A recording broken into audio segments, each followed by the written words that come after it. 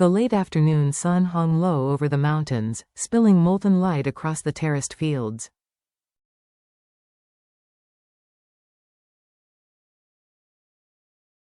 Its warmth clung to the air, but the breeze that threaded through the bamboo groves carried a whisper of the evening to come.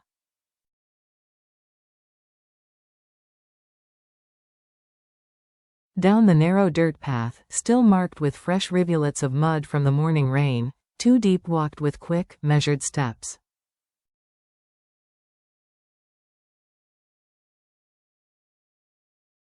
Her green rubber boots were freckled with earth, a silent testament to a long day's labor in the fields.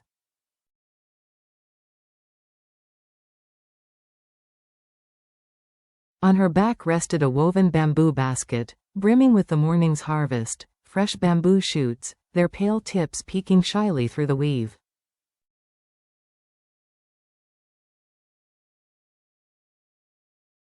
She reached the small wooden gate of her home and leaned her walking stick gently against the wall.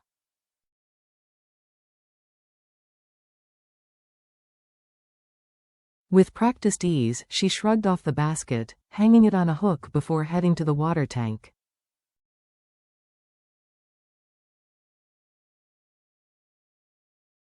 The stainless steel drum gleamed under the fading light. She rolled up her sleeves, turned the tap, and let the clear stream flow into a red plastic basin.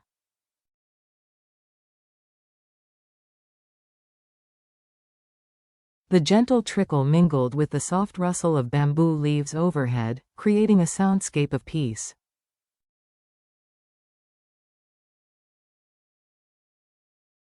She splashed the cool water onto her face, rinsing away the day's dust. Then, with the quiet efficiency of someone who has done the same task countless times, she began washing her clothes.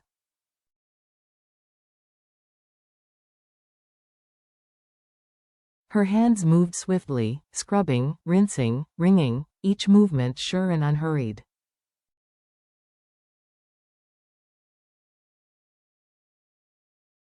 Soon, the garments hung neatly on the bamboo rack, catching the last rays of the sun.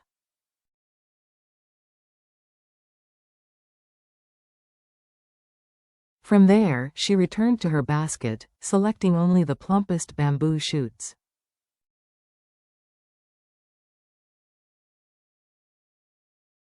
With a small knife, she stripped away the coarse outer layers, revealing the tender white core.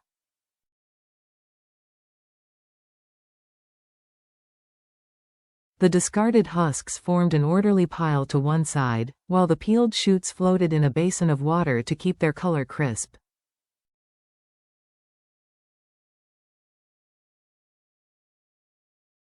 Her brow furrowed slightly as the blade sliced close to the tender flesh, the rhythm of her work steady and hypnotic.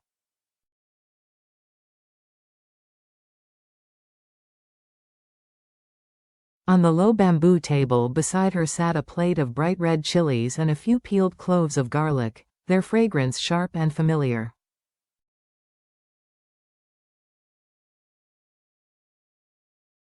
She sliced the bamboo thinly, the thok-thok of the knife punctuating the quiet air.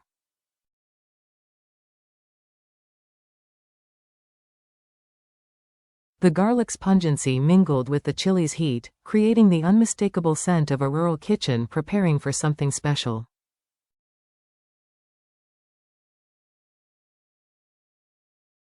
One by one, the slices went into a glass jar, layered with garlic and chili. She poured in a brine of salt, sugar, and water, screwed the lid tight, and set the jar in the corner to ferment, a promise of sweet, sour, and spicy flavors that would grace family meals in days to come.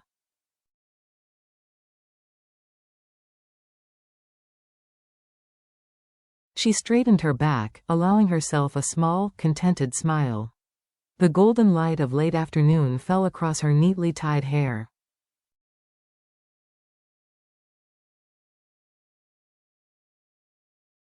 The air was serene, only the wind in the bamboo tops disturbed the stillness, an arrival heavy with shadows.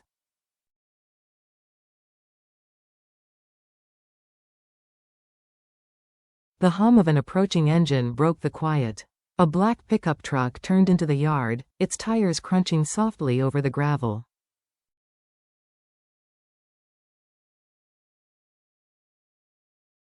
James stepped out from beneath the porch roof, his light blue shirt creased, his tie loosened, the weight in his eyes more telling than any words.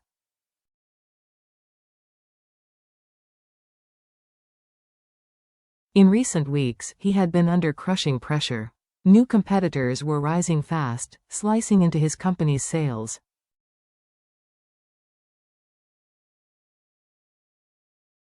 Each day had been a battle of numbers, negotiations, and the gnawing fear of what lay ahead.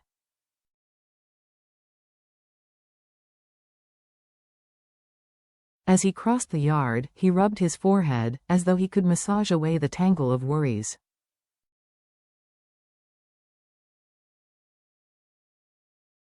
Inside, he let himself fall into the sofa, the cool air of the room brushing against the tension in his shoulders.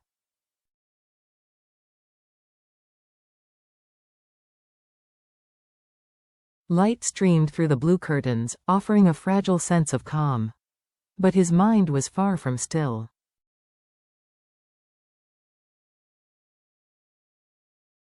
Footsteps approached. His mother emerged from the kitchen, her smile gentle but her eyes shadowed with concern.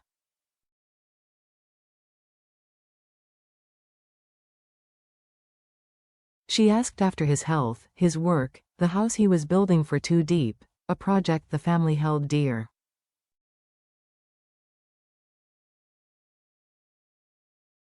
He nodded, admitting progress had slowed. His days were swallowed by the demands of his company.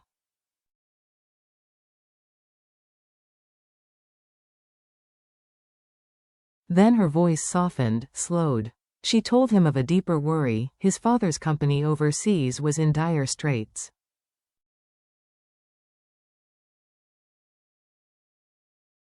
Financial collapse loomed. His father was struggling, the distance and complexity of the situation making control nearly impossible.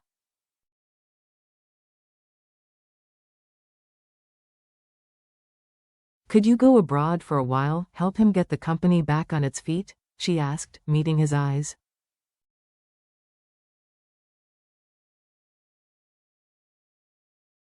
James said nothing at first, his hands clasped tightly, his gaze distant. His own company was in no shape to be left unattended.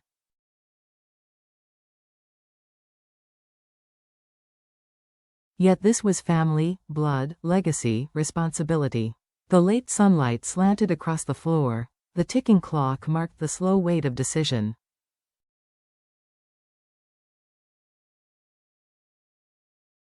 A call across the ocean. Stepping onto the balcony, James dialed his father's number.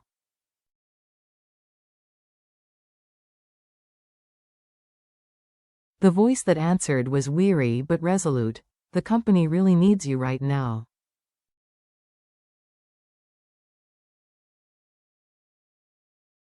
"If we delay any longer, things could get much worse." He gripped the phone tighter.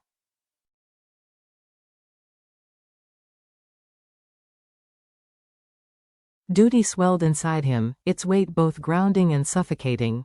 In the small kitchen, Diep was slicing bamboo for him.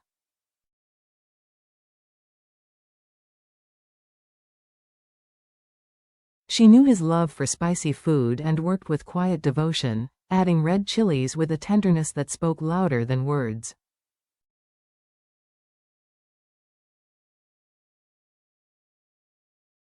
When James ended the call, his face bore the decision he had made. "Next week, I'll fly over there, Mom," he said steadily.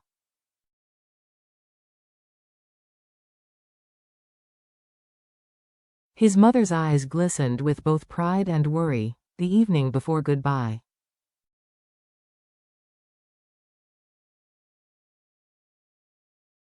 James left soon after, driving to the market.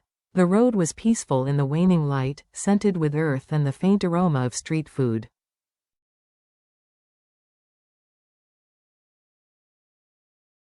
He bought fresh vegetables and hot grilled meat before heading to Diep's home.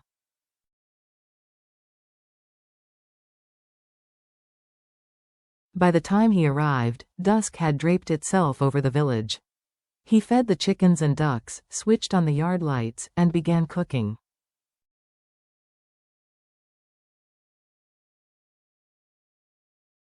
Rice steamed, vegetables boiled, and the grilled meat was plated neatly on the bamboo table.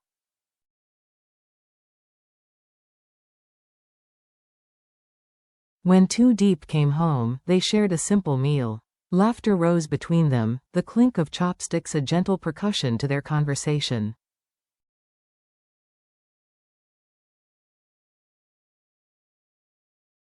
Yet the unspoken truth pressed heavily on James's chest. Over tea, he finally told her, "My father's company overseas is in trouble."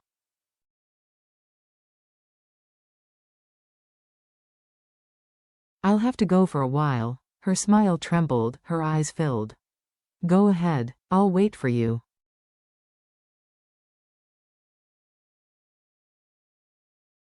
He held her hand. "I'll be back soon. Don't worry." One last night. The night air was cool, filled with the chorus of crickets.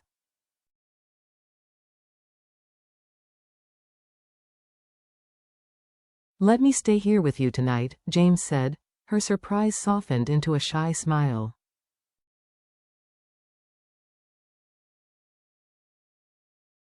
She nodded. In her small room, the yellow light cast a warm glow on wooden walls. The bed was neatly made, its pillows and blankets carrying the scent of sun.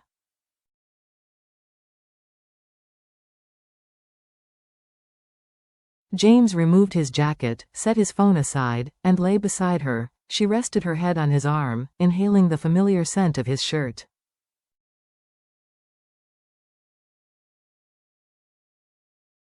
His other arm wrapped around her, holding her as if to keep time from moving forward.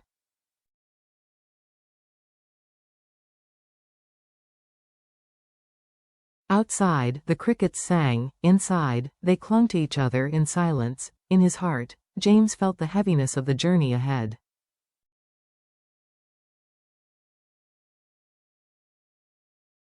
In hers, Diep etched the feel of his embrace deep into memory. They didn't speak.